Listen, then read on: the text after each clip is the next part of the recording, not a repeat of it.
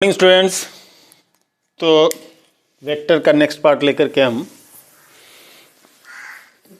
आज वीडियो बना रहे हैं और आज का टॉपिक्स है वेक्टर प्रोडक्ट। ठीक है, वेक्टर प्रोडक्ट से हमारा क्या मतलब है? नॉर्मली हम लोग कह सकते हैं मल्टीप्लिकेशन, लेकिन लार्ज सेंस में कुछ और भी होता है। खैर, प्रोडक्ट दो तरीके का होता है। सबसे पहली बात, प्रोडक्ट हमारा दो तरीके का होता है। एक होता है डॉट प्रोडक्ट, डॉट प्रोडक्ट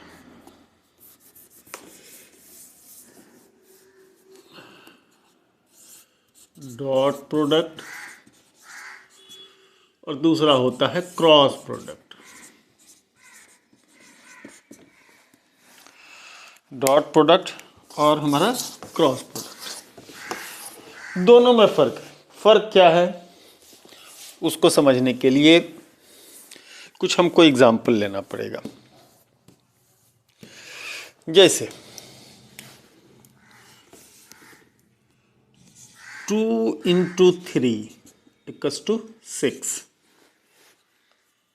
हम लोग कहते हैं 2 into 3 6, और ऐसा भी लिखते हैं 2 into 3 इक्वल्स टू 6, लेकिन अप्लाई करने की जगह अलग अलग है।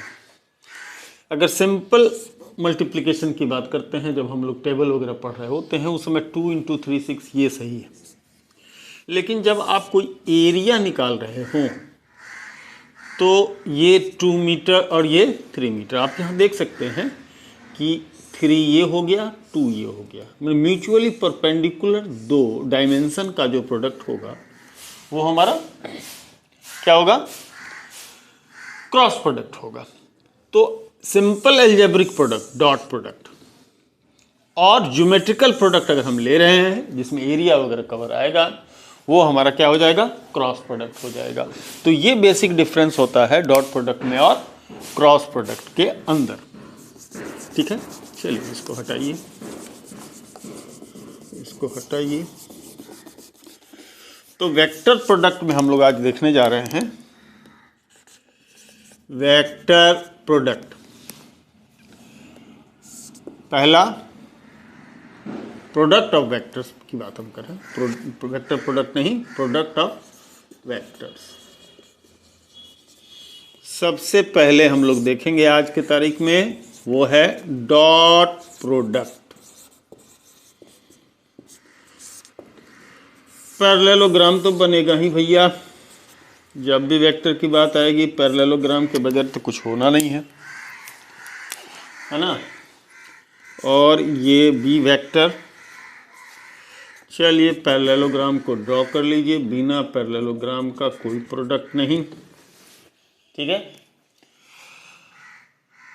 अब if the angle between the vectors is theta, theta अगर है तो बी के जो ये देख रहे हैं बी वेक्टर के, एक का भी हम लोग ले सकते हैं, दो स्केलर कंपोनेंट होंगे। एक जो ए के डायरेक्शन में होगा वो ये कॉस थीटा, जो बी के जो नॉर्मल टू ए होगा, एक ए के डायरेक्शन में ए कॉस थीटा, एक नॉर्मल टू ए, दो कंपोनेंट, एक अलोंग द डायरेक्शन ऑफ ए और एक परपेंडिकुलर टू ए, तो ये हमारा बी साइन थीटा।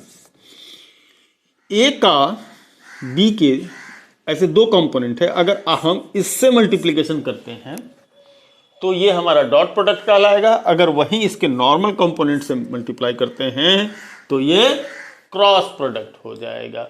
लेकिन आज चूंकि हम लोग देखने जा रहे हैं किसको? डॉट प्रोडक्ट को, इसलिए हम लोग क्या करेंगे? सॉरी, ये बी कॉस थीटा होगा ना, बी का ना कंपोनेंट है, तो B cos theta. A dot B define होगा magnitude of A multiplied to scalar component of B in direction of A, correct? That is magnitude of A multiplied to B cos theta. Simple में हम लोग कह सकेंगे ए B cos theta. अब आगे किधर भी बढ़ने से पहले हम लोग इसकी कॉम्यूटेटिव प्रॉपर्टी को तो पर चर्चा में ले ही लें। स्केलर प्रोडक्ट इज कॉम्यूटेटिव, मतलब क्या है इसका? मतलब ये है कि ए डॉट बी और बी डॉट ए सेम होगा। अगर बी डॉट ए लेते हैं तो क्या होगा?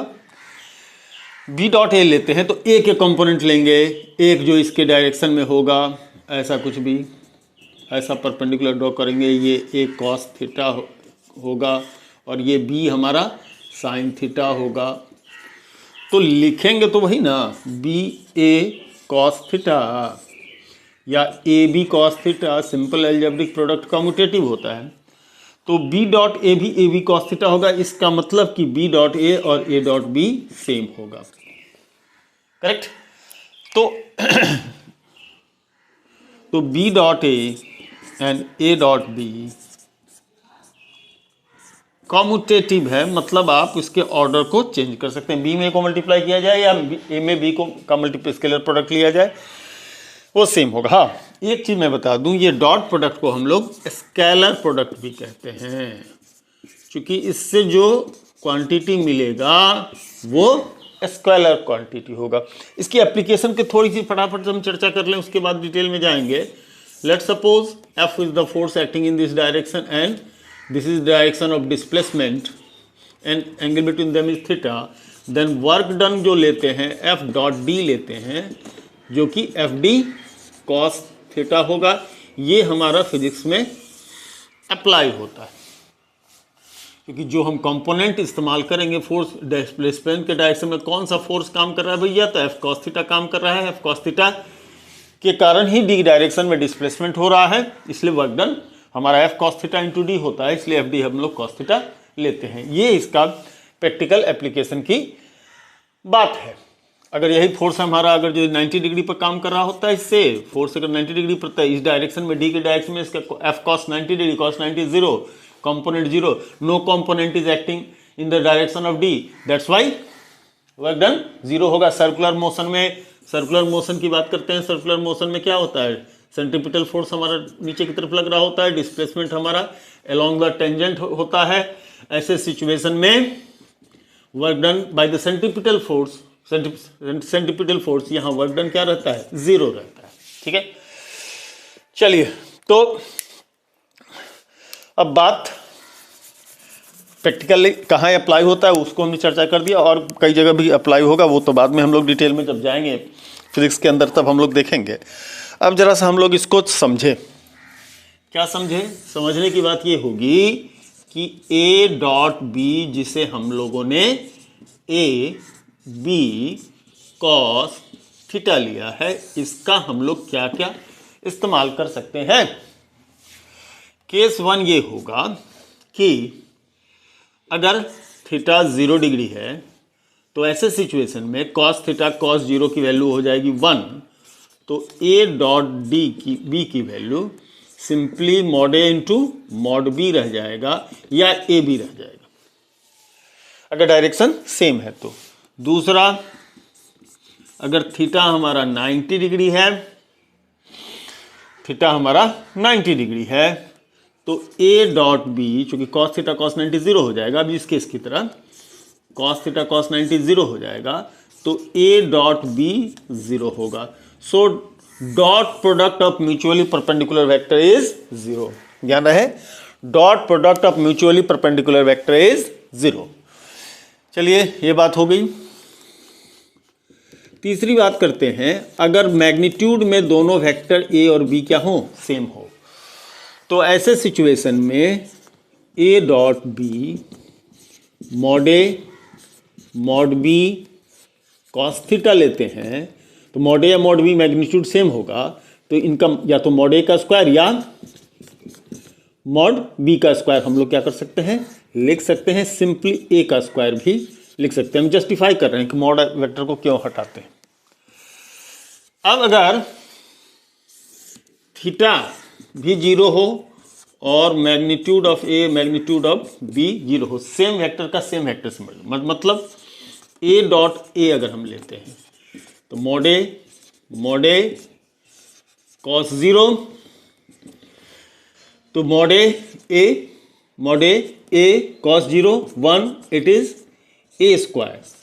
तो ए डॉट ए अगर हम ए स्क्वायर लिखें, वेक्टर ए का स्क्वायर लिखें तो सिंपली ये ए स्क्वायर हो जाएगा। कहने का मतलब ये हो गया कि square of any vector is a scalar quantity.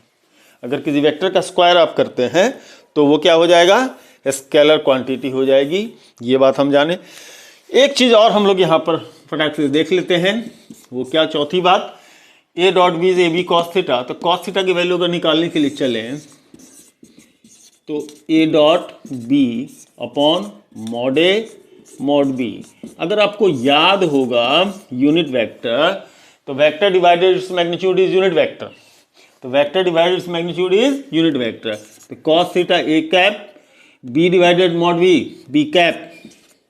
So cos theta is A cap dot B cap. A cap dot B cap जो होगा वो हमारा कॉस थीटा को रिप्रेजेंट करेगा, अगर theta is the angle between them.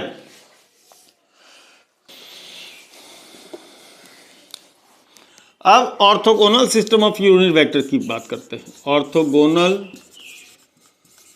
System of unit vectors की बात करते हैं। तो orthogonal system of unit vector की अगर हम बात करते हैं, हम लोग ये जानते हैं एक्स वाई जेड एक्सिस के मुताबिक एक्स डायरेक्शन का यूनिट वेक्टर आई कैप, वाई डायरेक्शन का यूनिट वेक्टर जे कैप, जेड डायरेक्शन का यूनिट वेक्टर के कैप होता है। तो आई डॉट जे कितना होगा, डेफिनेटली 0 होगा, चूंकि इनके बीच का एंगल 90 डिग्री। तो जे डॉट के भी कितना होगा, आई होगा, 0 होगा सॉरी। और के डॉट आई या आई डॉट के ये सब क्या होंगे, 0 होंगे। तो भैया आई डॉट आई कितना होगा, आई डॉट आई का स्क्वायर दैट इज आई के मैग्नीट्यूड का स्क्वायर दैट इज आई का मैग्नीट्यूड होता है 1 का स्क्वायर दैट इज 1, यानी आई डॉट आई के विषय में हम कह सकते हैं ये 1 होगा। इसी तरह से जे डॉट जे भी क्या होगा, हमारा 1 होगा। इसी तरह से के डॉट के भी हमारा 1 होगा। ठीक है। अब प्रोडक्ट इन रिजोल्यूटेड फॉर्म की बात करें, प्रोडक्ट इन रिजोल्यूटेड फॉर्म की बात करें हम, जैसे ए वेक्टर है हमारा a1i plus b1j plus c1k, B vector है a2i plus b2j plus c2k। A dot B हमारा कितना होगा, मल्टीप्लाई करते हैं इसको, इससे डॉट प्रोडक्ट लेते हैं, a1 a2 i dot i 1, फिर a1 b2 i dot j 0 नहीं लिखते हैं, a1 c2 i dot k 0, खत्म कहानी। इससे हो गया। अब इससे आइए b1 a2 या a2 b1 कहिए, जो भी करना है, b1 a2 j dot i 0, b1 b2 j dot j 1। ऐसे ही करेंगे तो अगला मिलेगा c1 c2, बाकी क्या हो जाएगा, 0 हो जाएगा। तो ऐसे में अगर अपने पास मान लीजिए फोर्स वेक्टर हो 3i प्लस 2j माइनस के, और डिस्प्लेसमेंट वेक्टर अपने पास है 2i plus 2j plus k, then what is the work done, it is f dot d and it is simply 3 2 जा 6, 2 2 जा 4, -1 into 1 -1, 6 4 10 -1, 9 joule is the amount of work done. तो ये हमारा इस्तेमाल होगा, यूज होगा किसका, डॉट प्रोडक्ट का। नेवरथलेस अब एक चीज और हम लोग देख लें, वो है क्या, प्रोजेक्शन ऑफ वेक्टर्स। ठीक है, प्रोजेक्शन ऑफ वेक्टर में हम लोग जाते हैं, हम लोगों ने देखा कि A dot B equal to A B cos theta होता है। B cos theta is the projection of B in the direction of A. तो B cos theta is the projection of B in the direction of A. तो ऐसे situation में अगर हम B cos theta निकालना चाहते हैं, projection of B in the direction of A निकालना चाहते हैं, तो ये A dot B upon mod A होगा, A divided mod A cap हो जाएगा। इसको कम्यूटेट कर सकते हैं तो बी डॉट ए कैप होगा। तो हम लोग projection of B in the direction of A को बी डॉट ए कैप लिख सकते हैं, ये इंपॉर्टेंट चीज़ है। इसी तरह से projection of A in the direction of B को ए डॉट बी कैप लिख सकते हैं, ठीक है, बी कैप लिख सकते हैं। तो what is the projection of any vector in the direction of the other vector, तो उस डायरेक्शन के यूनिट वेक्टर से अगर यदि हम उसका डॉट प्रोडक्ट ले लेते हैं तो वो उस डायरेक्शन का क्या हो जाएगा, प्रोजेक्शन निकल रहा है। तो dot product of with the unit vector, उस डायरेक्शन में उसका क्या प्रोजेक्शन है वो हमारा निकल करके चला आता है। ये भी बड़ा यूजफुल फार्मूला होता है कैलकुलेट करने के लिए, ठीक है। चलिए तो आगे बढ़ते हैं हम लोग।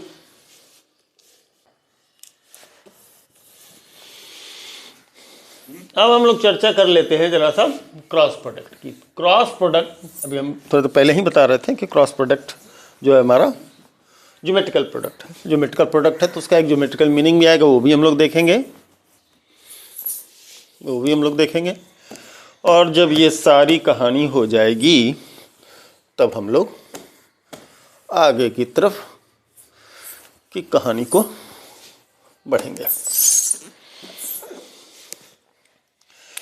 चलिए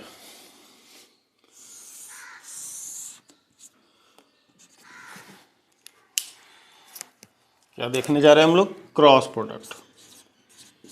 क्रॉस प्रोडक्ट वेक्टर प्रोडक्ट भी इसको कहते हैं हम लोग, ठीक है। ये ए वेक्टर है, ये हमारा बी वेक्टर, इनके बीच का एंगल थीटा है। दो कंपोनेंट की बात कर रहे थे हम लोग, ये कॉस थीटा होगा, ये बी साइन थीटा होगा, ठीक है। पैरेललोग्राम तो बनेगा ही भैया, बिना पैरेललोग्राम का वेक्टर नहीं। अब हमने जैसे कहा पहले हम ए क्रॉस, चूंकि वेक्टर प्रोडक्ट है ये, पहले ए क्रॉस बी की मैग्नीट्यूड पर चर्चा हम कर लेते हैं। ए क्रॉस बी के magnitude that is A multiplied to normal component of B in the direction of A, that will be how much, normal component of B in direction of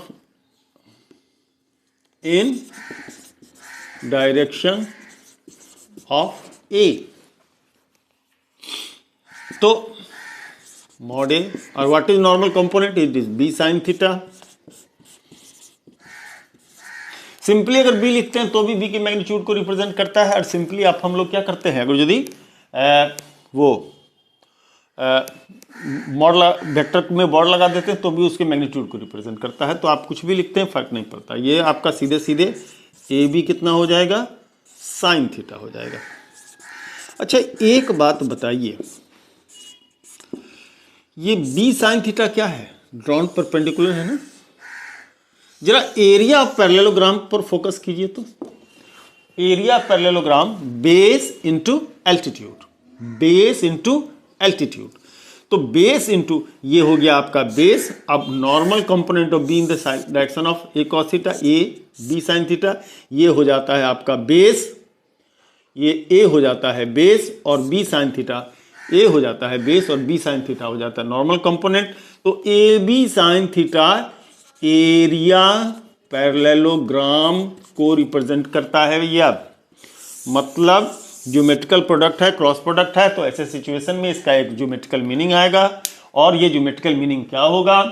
तो cross product of A and B represents what? The area of the parallelogram whose adjacent sides are A and B.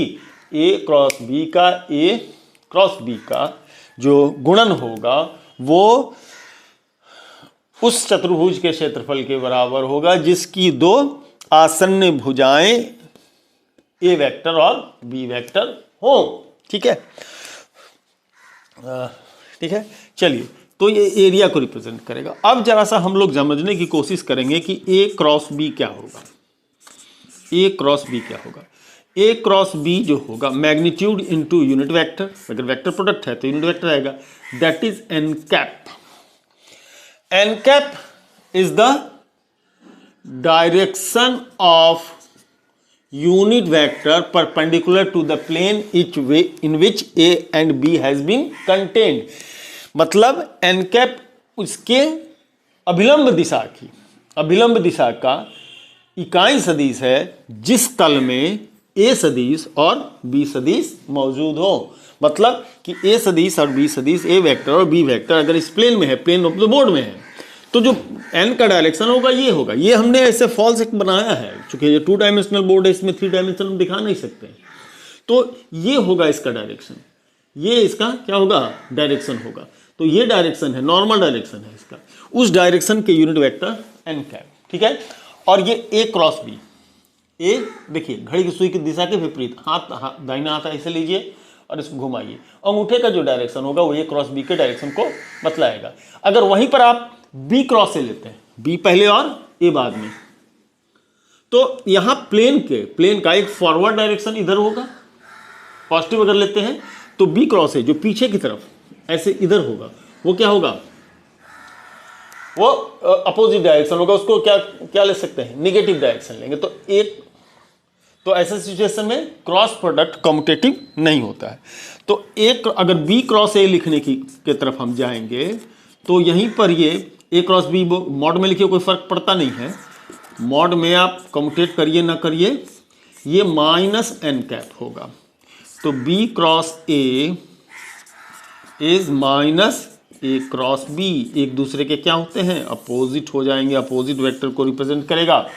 तो A cross B और minus B cross A cross product is non commutative, ये commutate नहीं होता है। ठीक है, अब आगे बढ़ते हैं। तो केस 1 लिया जाए, थीटा अगर आप 0 डिग्री लेते हैं, इसमें साइन आता है, साइन थीटा 0, यानी ए क्रॉस बी की वैल्यू क्या हो जाएगी? 0 हो जाएगी। ए क्रॉस बी की वैल्यू 0 हो जाएगी। अगर ए क्रॉस बी की वैल्यू हमारी 0 हो गई, दैट मीन्स कि क्या होगा?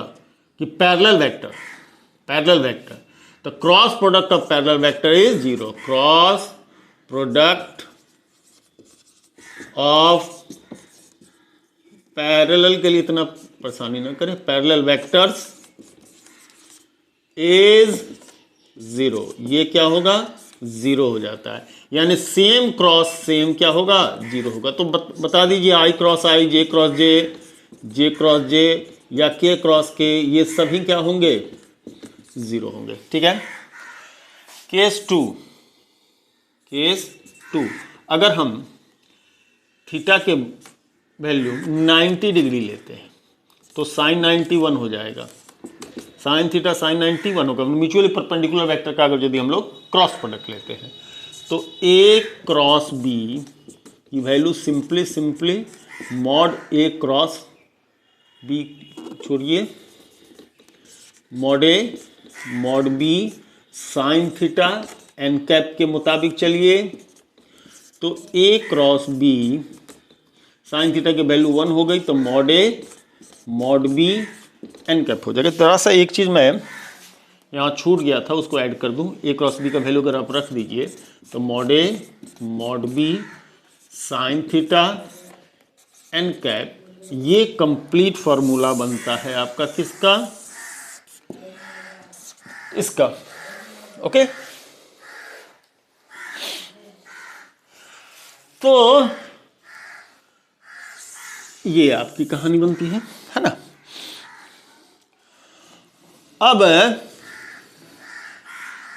अगर ए और बी यूनिट मैग्नीट्यूड के हो, ए क्रॉस बी अगर यह क्या हो, यूनिट मैग्नीट्यूड का होगा, तो अगर ए क्रॉस बी हमारा ए और ए वेक्टर बी वेक्टर दोनों यूनिट मैग्नीट्यूड के हो, तो ए क्रॉस बी से सीधे सीधे एन कैप मिलेगा। ए भी यूनिट वेक्टर, बी भी यूनिट वेक्टर, और हमारा एन कैप भी क्या मिल रहा है, यूनिट वेक्टर। कहने का मतलब कि दो म्यूचुअली परपेंडिकुलर यूनिट वेक्टर के क्रॉस प्रोडक्ट से जो मिलेगा, तीसरा एक वेक्टर होगा जो खुद भी यूनिट होगा और normal to the plane containing A and B होगा। यानी कि किसी प्लेन में अगर दो वेक्टर हैं जो यूनिट वेक्टर है, उनका अगर म्यूचुअली परपेंडिकुलर भी हो, तो उनके प्रोडक्ट से तीसरा यूनिट वेक्टर मिलेगा जो प्लेन में परपेंडिकुलर होगा। जरा सा ये orthogonal system of unit vector पर आ जाइए। Orthogonal system of unit vector पर को ध्यान कीजिए। आई जे के की कहानी यही है, आई जे की कहानी यही है। I and J are in same plane and they are mutually perpendicular. तो आई क्रॉस जे अगर हम लेते हैं तो मिलेगा हमको के।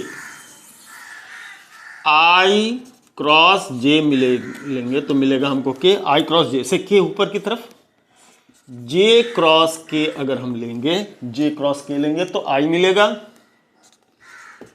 और के क्रॉस आई लेंगे, के क्रॉस आई लेंगे तो हमको क्या मिलेगा, जे मिलेगा। ठीक है, नॉन कम्यूटेटिव होता है तो जे क्रॉस आई से माइनस के क्रॉस जे से माइनस आई, और आई क्रॉस के से माइनस जे मिलेगा। ठीक है, ओके। इसको ऐसे याद रखिएगा, एक सर्कल बना लीजिए, आई वेक्टर यहाँ बना लीजिए, जे वेक्टर यहाँ बना लीजिए, के वेक्टर यहाँ बनाइए, एंटी क्लॉकवाइज डायरेक्शन में, आई जे तो के तो आई, के आई तो जे। जैसे उल्टा घूमेंगे क्लॉकवाइज जाएंगे तो आई के से माइनस जे, के जे से माइनस आई, जे आई से माइनस के। इस फिगर को अगर आप याद रखेंगे तो आप सही सटीक ये बता सकते हैं किसके किसके क्रॉस प्रोडक्ट से क्या मिलने वाला है। ठीक है, अब जरा सा हम बात कर लेते हैं unit vector of normal direction. Unit vector of normal direction. अभी unit vector of normal direction की चर्चा हम लोग यहाँ किए ही थे। इस चीज़ का यूज़ हम लोग करेंगे कि अगर कोई दो वेक्टर हो किसी प्लेन में कंटेंट हो तो उसके नॉर्मल डायरेक्शन का यूनिट वेक्टर कैसे निकालेंगे। सिंपल है, बहुत ही सिंपल है। आप सीधे सीधे हम लोग इस फॉर्मूले यहाँ आते हैं जहाँ A cross B mod A cross B upon N cap से। यहाँ से एन कैप लेंगे और एन कैप की value A cross B divided mod of A cross B से ये यूनिट वेक्टर आसानी से निकलता है। तो इसका हम लोग क्या करते हैं, इस्तेमाल करते हैं। ठीक है, अब रिजोल्यूटेड फॉर्म में ए क्रॉस बी कैसे लिखा जाएगा।